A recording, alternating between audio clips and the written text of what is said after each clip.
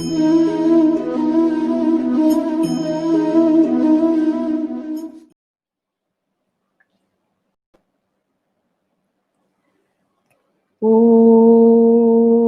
Shri Sadguruve Namaha.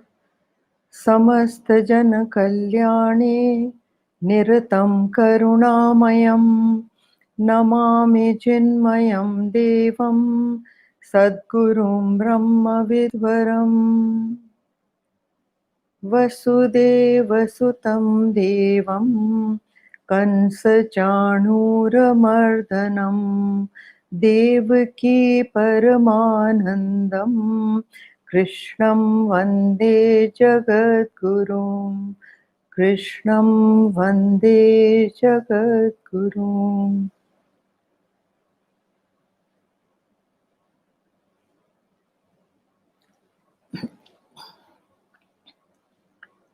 So last time we did till verse 36, and now this time it is from verse 37, which says, Hato va prapsyase swargam jitva va bhokshase mahim tasmad uttishta kaunteya yuddhaya krita nishchayah. It says, slain, you will obtain heaven. Victorious, you will enjoy the earth. Therefore, stand up, O son of Kunti, and resolve to fight. Now, resolved to fight, that means don't stand up to run away as you were planning. So just resolve to fight and get up. Uttishta. Uttishta, get up. Now see, tasmad uttishta. Now tasmad always means therefore. Now since this is going logically, so it has already given the reasons why Arjun should fight. And therefore he is saying tasmad uttishta. Now the last reason he gives is the first line over here. Hato va prapsyase swargam. That means if you are killed in battle, you will attain heaven. And jitva va bhogya se mahim. That means if you win, then you inherit the earth. Earth over here, mahim means Prithvi. But here ahin means the kingdom. Obviously the kingdom. That means it's a win-win situation for you. If you die fighting for the righteous cause, you inherit heaven. And if you win, then you inherit the earth, the kingdom. And that is why get up. Tasmad uttishta. Uttishta means get up, because Arjun had almost fallen in his chariot and left his weapons and was sitting there as a weak man. So he says, get up, Kaunteya. Kaunteya means Kunti Putra. Again, see the word Kaunteya, whenever Krishna uses, he uses it lovingly, that you are son of that lady whom I love so much. So I am talking to you lovingly, kindly. I am advising you correctly. I will not advise you wrongly because of your mother. And he says, Tasmad uttishta kaunteya yuddhaya krita nishchaya. That means go into battle. Yuddhaya, get ready to fight. Go into battle. Krita nishchaya. That means determinedly, with determination, with resolve. Nishchay.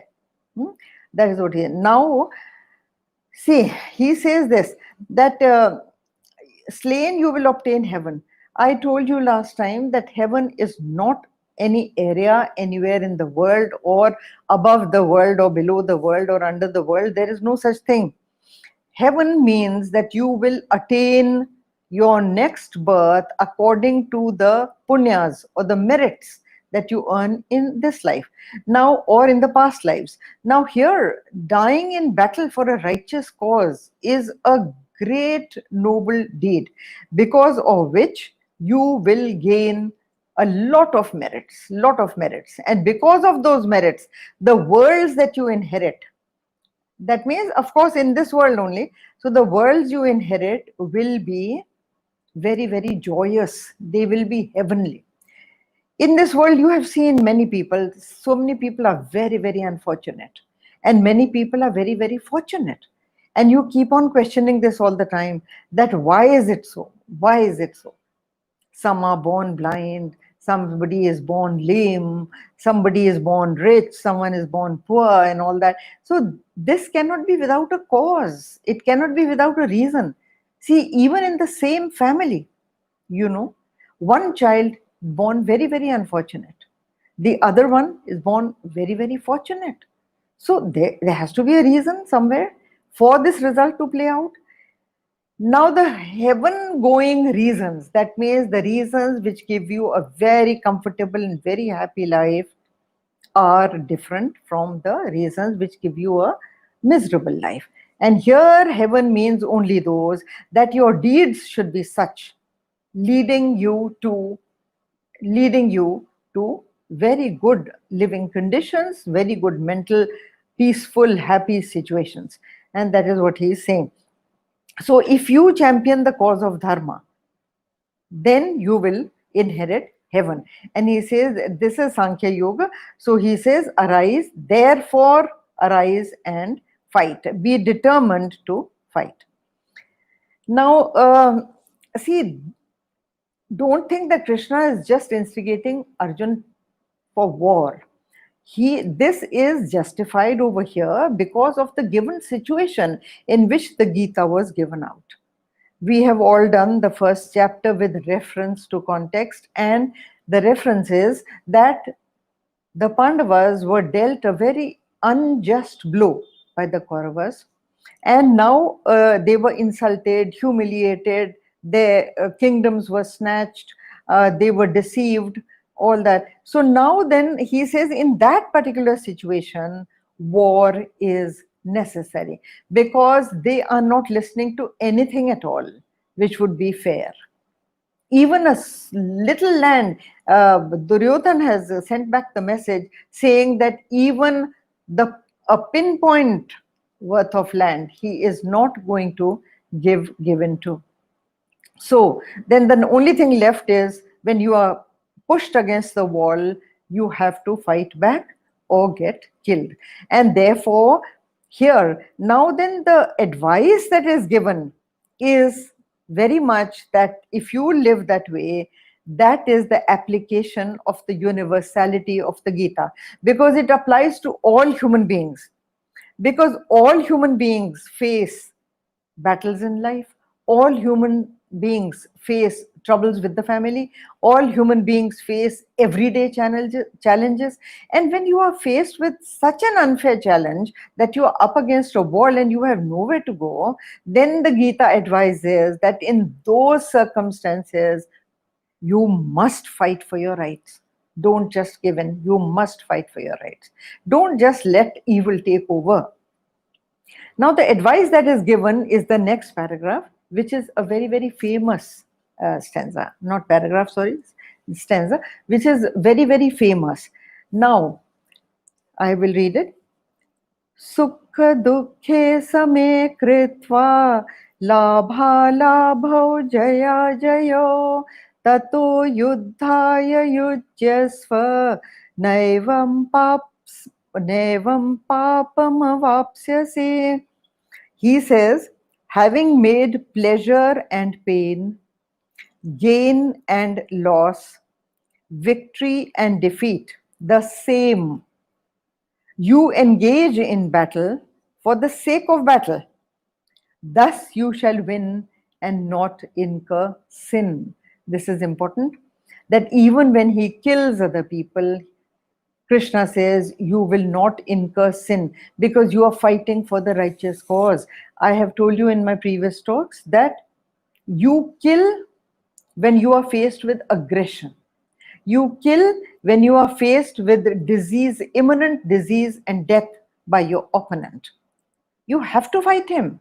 You can't just give him a walkover. You can't take it lying down. You've got to kill. So he says, but look at the first line. This line, a lot of people question this. Sukha dukkha same kritva labha labho jaya jayo. Now he has given you three sets of opposites. Sukha dukkha, happiness and sorrow. Labh alabh, that means profit and loss. And the third one is Jaya Ajaya. That means defeat and victory. Now, these three sets, he says that remain sama. You know this word, sama? Remain equipoised in that. How is that possible? Most of the people question this verse on just this ground that only a dead man does not react. But people like you and me, who are into this world every day, when the intellect and all these three sets, the intellect decides the reaction of your mind. The intellect decides whether you will consider it sukh or dukh, whether you will consider it labh or alabh, or you will consider it jaya ajay. Now, so here he says, see, these three sets are on the levels of the body, mind, and intellect. Now, pain and pleasure is on the body level, we all know. Now, pain and pleasure will happen to the body. It will come to the body. हाँ, ये देह का धर्म है. देह धर्म means it is the law of every body to suffer pain sometimes and pleasure sometimes. No single body can go through life without experiencing these two things. But knowing them to be impermanent, a dhira purush, as we did in some other verse previously, that a dhira purush, somebody with a lot of grit and courage, goes through it smilingly. Sukha dukha same kritva. Now, sukh and dukha, you see here, these are basically Vedantic ideas. But Vedantic ideas, when you see the language of the Vedas, it is awesome, and you feel diffident in trying it out. Here Krishna redefines everything and brings it closer to people of the world like you and me, who can live it. This is not a talk given to a sannyasi. Please remember, it is not given to a renunciate. Always remember this, that this talk is given to a prince. A prince desirous of kingdom, desirous of power, desirous of wealth, and also desirous of revenge. He wants to upkeep his status. He wants to upkeep his honor, all that, just like you and me. Now, to such a person, how can you do this? Sukha dukha same kritva labha labho jaya jayo. This is a training being given to your own mind when you want to conquer the mind. Otherwise, the mind rules you.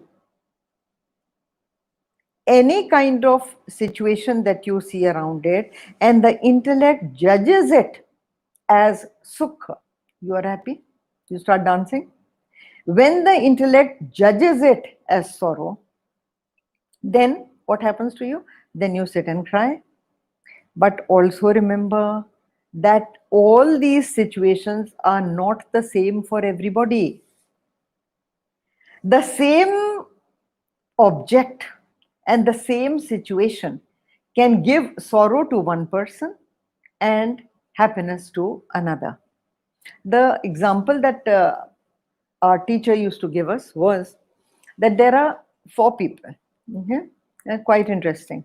One Swami, one teenager, one housewife, and one businessman who is out to earn money in the world. These are these 4 people. Okay. Now, the Swami wants an ashram where he can educate people in the scriptures and also give his talks and live peacefully. The teenager wants the latest motorbike, right? The most powerful one, on which he can seat his girl and go zipping around town. Okay, that's his desire. Third one is the housewife. She wants a beautiful house, fully equipped with all things of comfort and pleasure, and which she can run comfortably. And the businessman wants 10 factories. He wants 10 factories where he can manufacture the best of goods, sell them, and make money. Okay, now all 4 of them are praying to the Lord, oh Lord, give us this. Now, carefully, the Lord grants all these, right? Me, instead of getting the ashram, he gets the motorbike, the latest motorbike. The teenager, he gets the ashram. My goodness. So the object that would have given the Swami happiness cannot give happiness to the teenager. And the object that would have given the teenager happiness cannot give the Swami happiness. Similarly, the other way around, the businessman inherits the house, a beautiful house to run, and the housewife inherits the 10 factories. Now, all four of them are miserable. Got it? All four of them are miserable because they prayed for what someone else has got and they don't have. The ones who have got what somebody else prayed for are also miserable. Right? So, this is a peculiar situation. I have given this example only to make you understand that which can give sukh to somebody can give you dukh, and vice versa. Another example Gurudev used to give was of a family, father, mother, and the son entering a shop. They've gone to a fair and they enter a shop. Now, in that shop, they first enter a toy shop. And the child doesn't want to move from there. He's stuck there. I want this, I want that, I want that. And the shopkeeper is also busy trying to show him things. The father and mother are pulling the child out.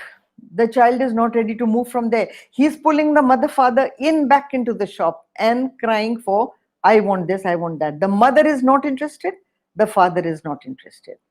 However, the shopkeeper, when they started moving out, the shopkeeper said, wait, sir, we give a toy free to every child, even if you don't shop. So what is that toy? So he said, we give a loud bugle and a drum to the child so that he troubles those people in the house also with that. Anyway, the family moves out. Then they go to a shop which has electronic gadgets, and also on one section it has garments for the man. Now the man is choosing shirts, he's choosing ties, he doesn't want to move from there, he is choosing electronic gadgets, and the son and the mother are pushing him out and he is pulling them back. Anyway, they exit that shop. The third is a sari shop.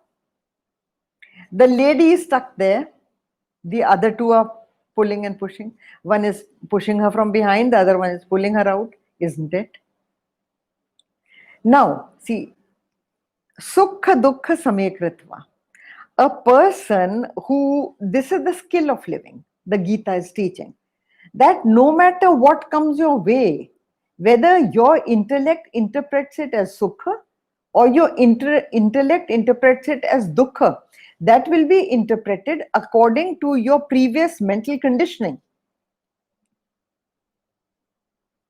Your interpretation of what is happy for you, what is unhappy for you, is your mental conditioning, right? So that any one thing, see, somebody gifts you a sari, wedding present.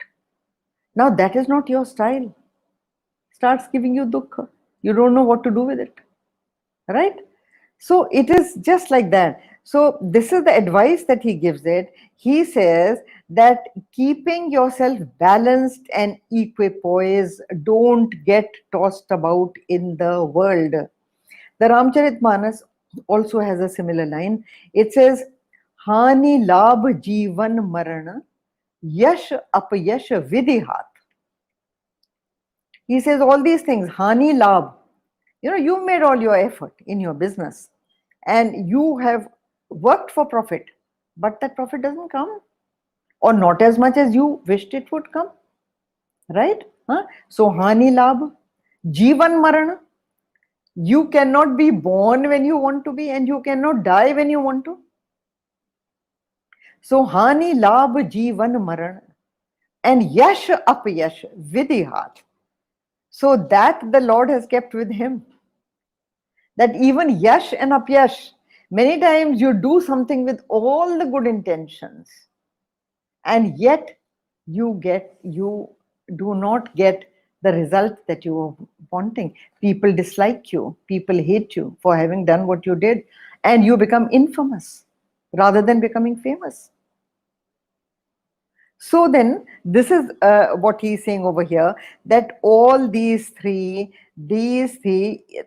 now what is the way? The way is that even before you enter an action, you should make your mind summer.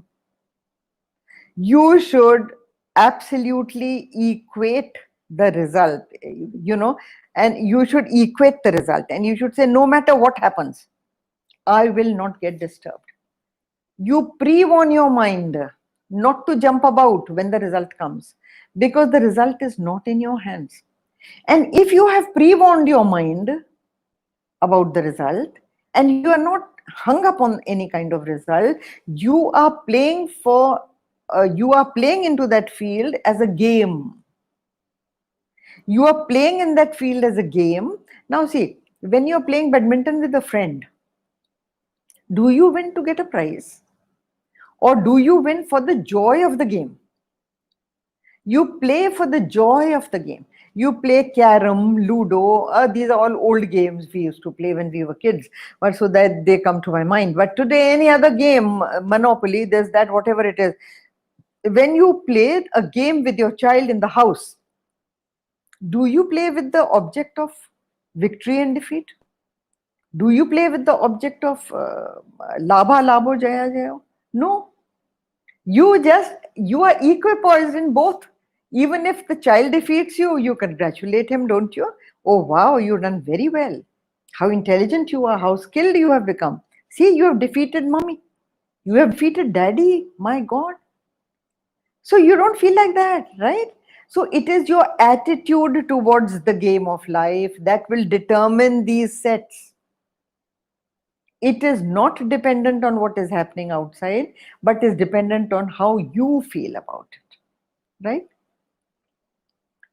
Something horrible happened in your family, and everybody, which the world judges as horrible, you don't judge it as horrible. Then what happens?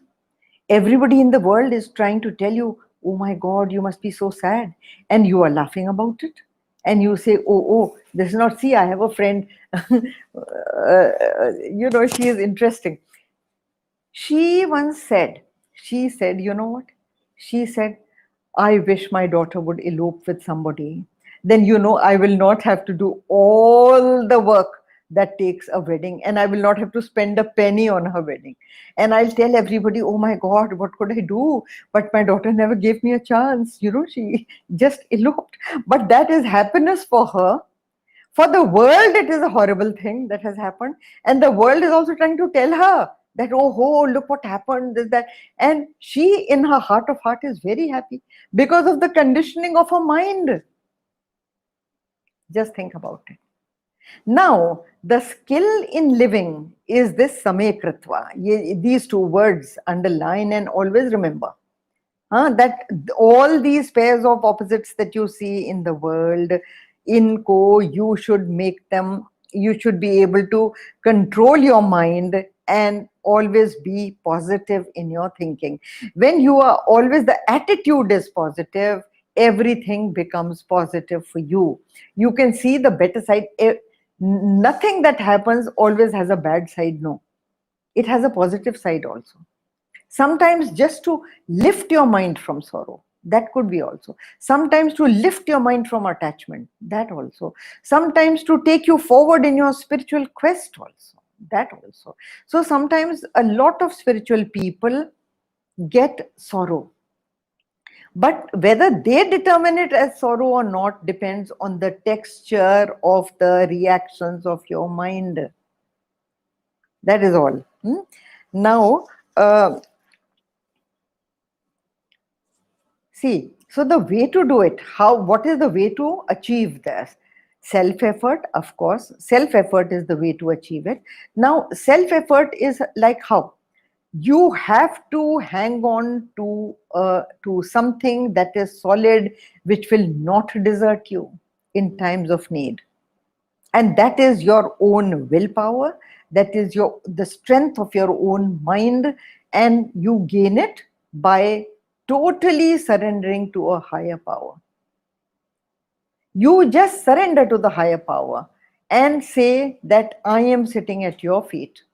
Whoever it is, whether it is Christ or Muhammad or Krishna or your teacher or whosoever, you just surrender to that and say, look after me, I am at your feet. And believe me, it happens.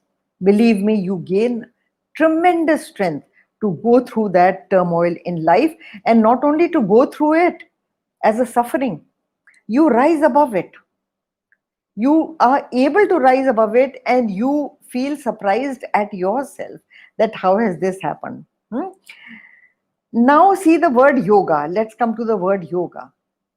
This is a word, actually the word is yoga, but since in every syllable in the Hindi and Sanskrit ends with an a sound, in English it is written with an a.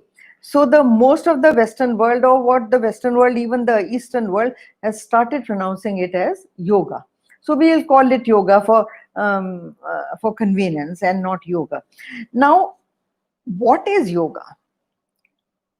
It is not just a set of exercises with reference to this verse that we are doing right now.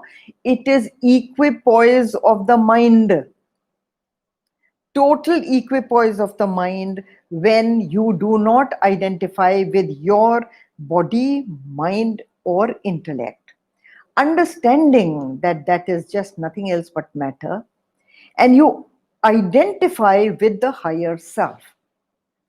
Now, this word yoga is the same word in English called yoke. You know, Y-O-K-E, yoke. Yoke means to join. And from that have come many other words like yunjate, yunjan, like that. Yuva also has the same root, because, two things joined together. Yugal, jugal, they all have the same root. Means two things joined together are called yoga. Now here, what are you talking about? Joining what with what? You are aligning your entire physical and subtle equipment with the higher self, not considering yourself as an individualized person to whom the sukha, dukkha, jaya, jaya has come, but as to the body alone. And the body, let it cry or laugh or suffer or enjoy. You stay out from it and watch it from a balcony. Watch what is happening to it from a balcony. And that is why in the Geeta, one of the definitions of yoga is samatvam yoga uchyate. What is yoga? He says samatvam. Samatvam means equipoise. Any person who does not go up and down when his mind is dancing up and down is in sama, and he is in yoga. That means he has aligned his whole system. He has aligned his whole body, mind, and intellect with the higher self. He is no longer Mr. X, whoever he thinks himself to be. Now, this is one meaning of yoga. Now, I'll also understand, even in the Geeta, it gives 8 or 10 different kinds of yoga. Karma yoga, Jnana yoga, Bhakti yoga, Buddhi yoga, all these kinds of yogas are given in the Gita. But Patanjali, in his Yoga Shastra, who is the author of this word yoga, so Patanjali has got 63 different kinds of yoga he lists. Okay? So it's nice to confuse people. You read up some of Patanjali, and then when somebody says yoga, you just say, what kind of yoga are you talking about? Is it this yoga or that yoga? That person will think you're very learned. So, but generally the Western world thinks of it as a set of exercises. That is one part of yoga. Now, Patanjali also, for people, summarizes yoga into 8 parts also. That is the summary. So 8 parts, those 8 parts, Patanjali Ashtanga Yoga, he calls it. right?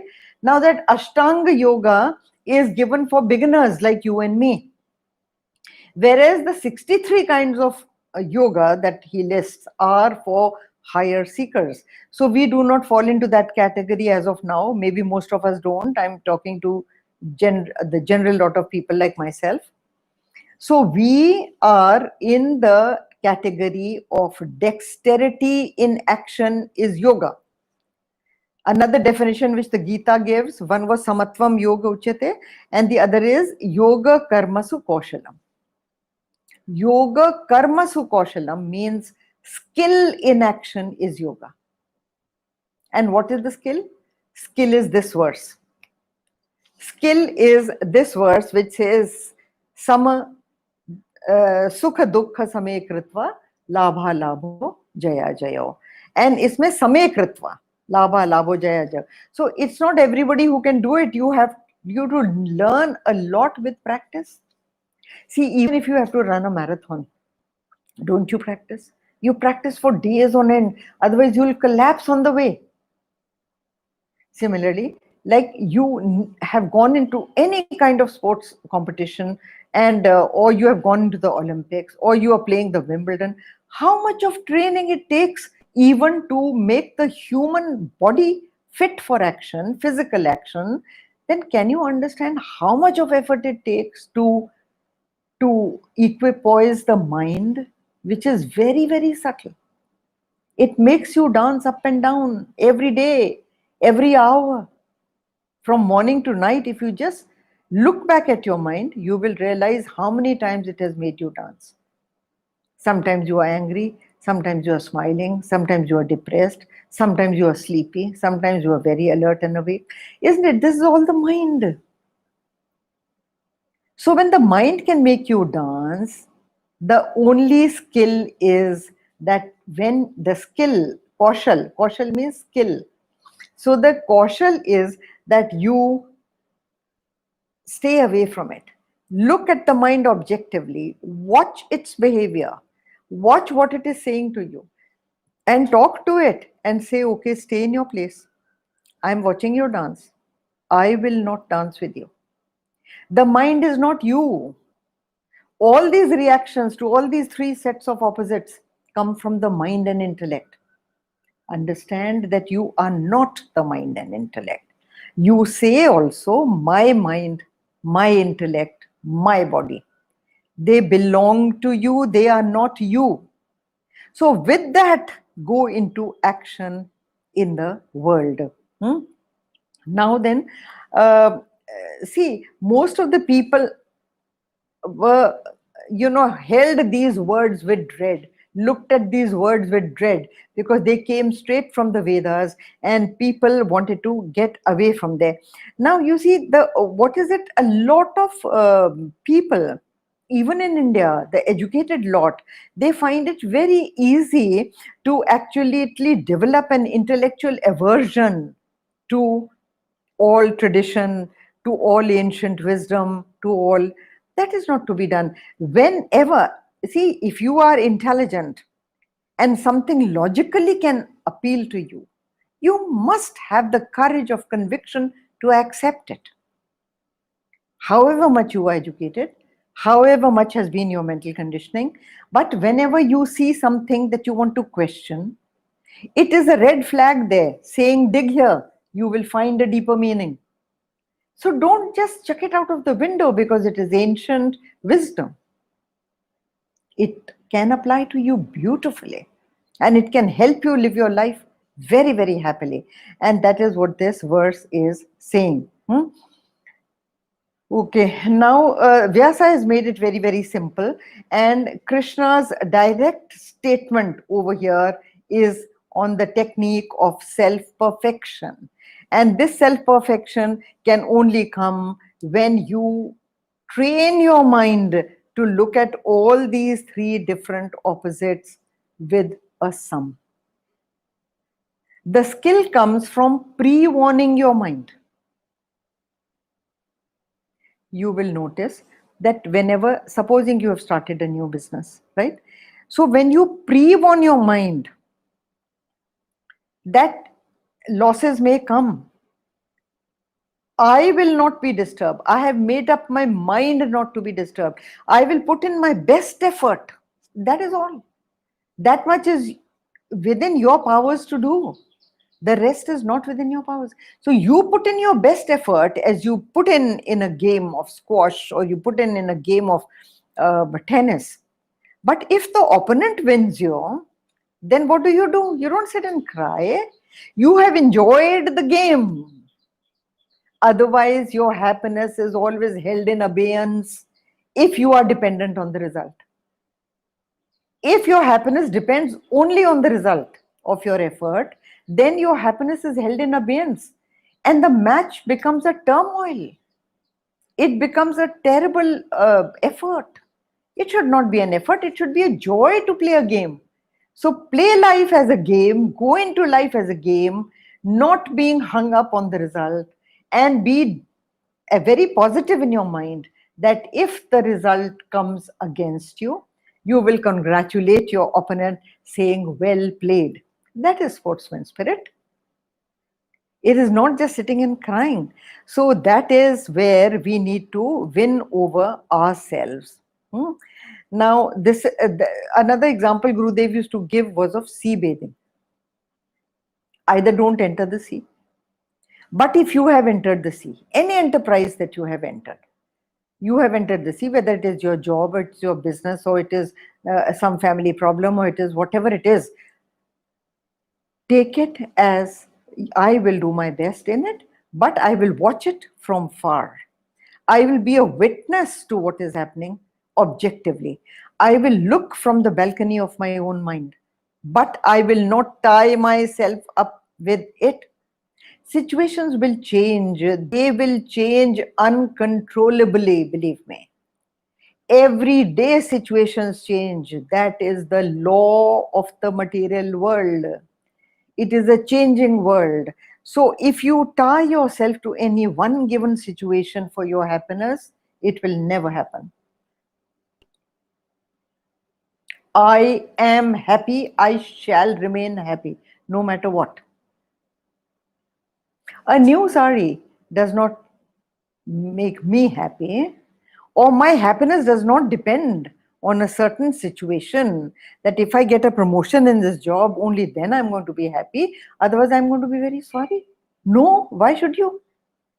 That means you are underrating yourself and giving priority and the place of pride and the prime place to the promotion. Why? So don't tie yourself up, as Gurudev used to say, don't put the key of your happiness in someone else's pocket. Then you are dependent. Your happiness is dependent on sukha dukha, labh labh, jaya jaya. So in this changing situation, and believe me, every day situations change, every hour situations change, don't they? The moment you get up from your bed, you get a phone call. The maid says, "Today I can't come for housework, ma'am." And that day you have some very important guests coming to your house. So that's it. That determines your mood for the rest of the day. It should not. It should not. Immediately, if you are a spiritual seeker and you want the skill of living happily, immediately your mind should tell you, okay, that's fine, perfect. I will cook just one dish. And if my guests are coming to meet me, they are not coming here for a sumptuous buffet. They're coming to meet me. Then they should be happy with that one dish which I have cooked with love, right? And you should immediately develop an equipoise in your mind, not dependent on the maid coming or the maid or house help not coming. Okay. Now, so then the example of the sea Gurudev used to give is that if you enter the sea, you must learn how to ride the waves, enjoy the waves. The small wave, you jump over. If it is a huge wave, you go under, you duck under, and it goes over you. And you enjoy it. That's why sea bathers go to bathe in the sea, because they enjoy it. Not that they cry for every wave that comes. The small wave, again they cry. And the large wave, again they cry. No, no, no. You go there to enjoy yourself, right? And therefore learn the art of sea bathing. And the art of sea bathing is samekritva. Develop an equipoise in your mind that no matter what happens in the outer world, I will not stop smiling. It should not get the power to wipe the smile from my face. That is your determination. That is your training of your own mind. And believe me, it works. No matter what happens in the outside world, you're okay with it. So then, yeah. So to enjoy life, you must know the art of living.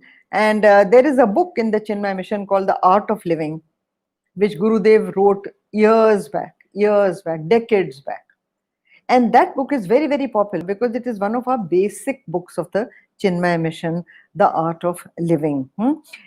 When you worry or when you feel sorry about something, you are only dissipating mental tendencies. And with that, your activities will always go down, right?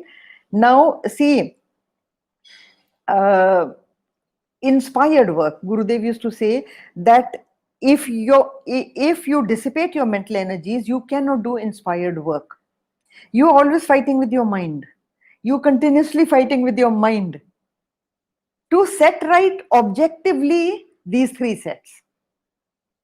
You know what you do is, instead of training your mind to be calm, what you do is you try to calm down what is happening outside. So there is a difference. Try to calm the situation outside for sure, but with a calm mind which you have mastered. You have mastered that calm mind. So things of great inspiration are done at a time when you are absolutely calm. Those creations by inspiration you can never recreate. Like, see, after the war, Arjun had requested Krishna to repeat the Gita and to give him the same teaching now that he gave at that time. And Krishna says that I am unable to do so because that was an inspired teaching which he could not repeat. And see, again, Da Vinci could not repeat the Mona Lisa. He could not repeat the smile of the Mona Lisa. Similarly, Keats could never recreate a nightingale. These are the examples Gurudev has given. And he says that inspired work comes with a calm mind, absolutely calm mind. I had also given you the example of these Chinese martial arts people, how they educate their student by saying that your mind should be cool and collected before you give that killing blow to your enemy. That is what he is trying to teach Arjuna over here. Krishna taught it long back. He said that fight with an equipoised mind. Don't build temper into your mind. Don't build sorrow into your mind. Win over all these. And you must watch your mind. Only then you can be unaffected by your mind. Yeah?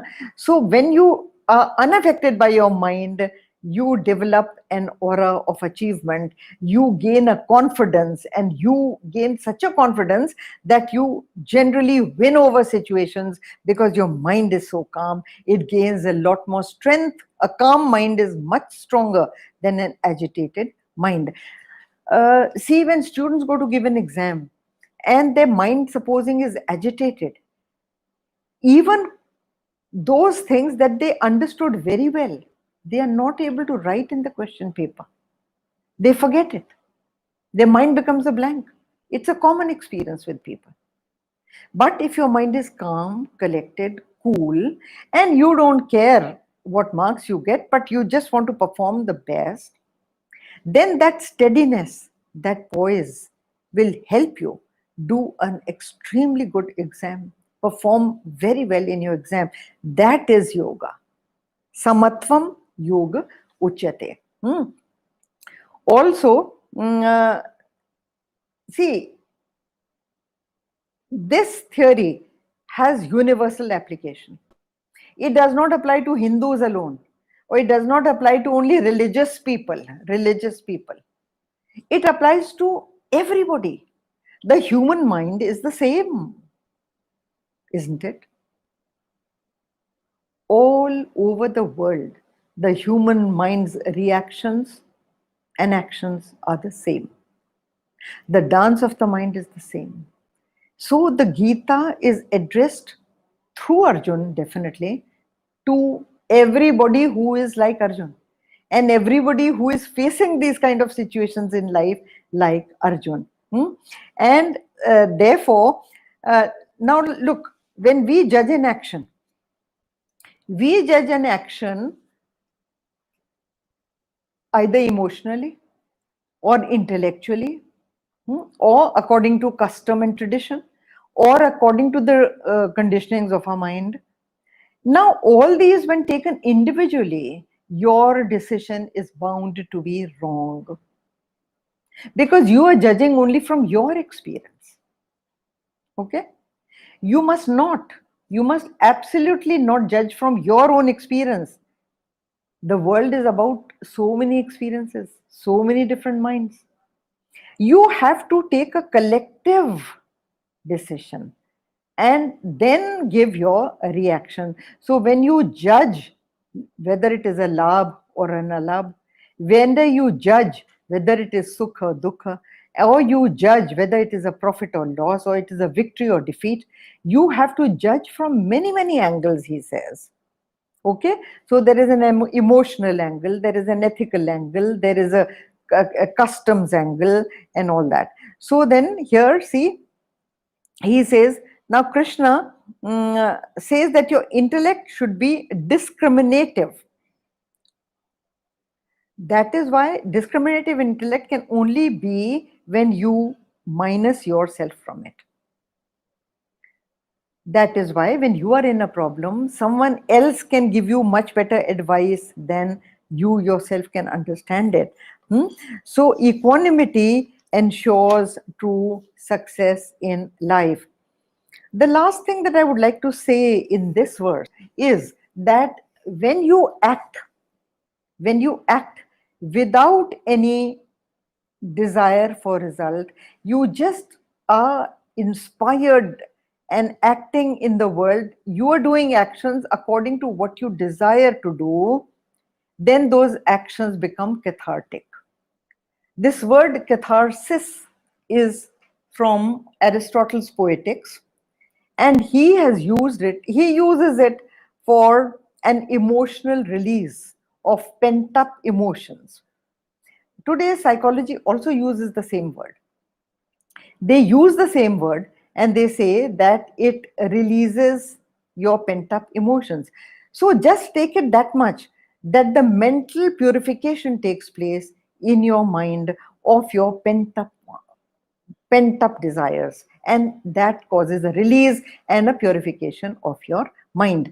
We will do this little bit next time, and we close over here. Om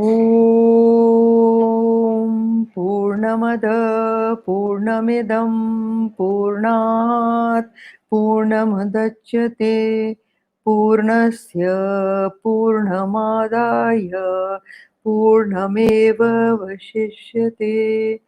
Om Shanti Shanti Shanti. Hari Om Shri Gurubhyo Namaha. Hari Om.